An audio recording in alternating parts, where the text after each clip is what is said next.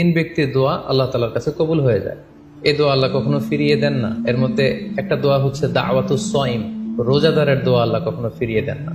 দাওয়াতুস সাইমি মাকবুল, এটা আল্লাহর কাছে কবুল হয়ে যায়। ঠিক ওই মুহূর্তটাতে আল্লাহ তাআলার সফট কর্নার খুব বেশি গ্রো করে, আল্লাহর রহমতের দরিয়ার মধ্যে একটা অভাবনীয় জোশ পড়ে যায়। আল্লাহ তাআলা এই দৃশ্যটাকে খুব দেখতে পছন্দ করে যে বান্দা সামনে খাবার নিয়ে বসে আছে, শরবত নিয়ে, পানীয় নিয়ে বসে আছে, ক্ষুধায় তৃষ্ণায় সে জর্জরিত, সে চাইলেই সামনে থেকে নিয়ে মুখে তুলে খাবারটা খেতে পারে, কিন্তু সে আমার ভয়ে খাচ্ছে না। তখন আল্লাহ তাআলা এই দৃশ্যটা দেখতে বড্ড পছন্দ করেন। ঠিক এই মুহূর্তে আপনি যখন বুদ্ধি করে আল্লাহ তাআলার কাছে চাইতে শুরু করবেন, কায়মনো বাক্যে চোখের পানি ছেড়ে, আপনি চাইতে দেরি হবে, এই দোয়া আল্লাহ তাআলার কাছে কবুল হতে দেরি হবে না।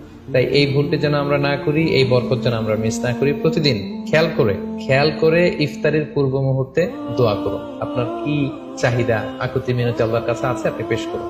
বছরের অন্য সময়গুলোতে রাত 4টার দিকে উঠে আসলে অনেকের পক্ষে তাহাজ্জুদ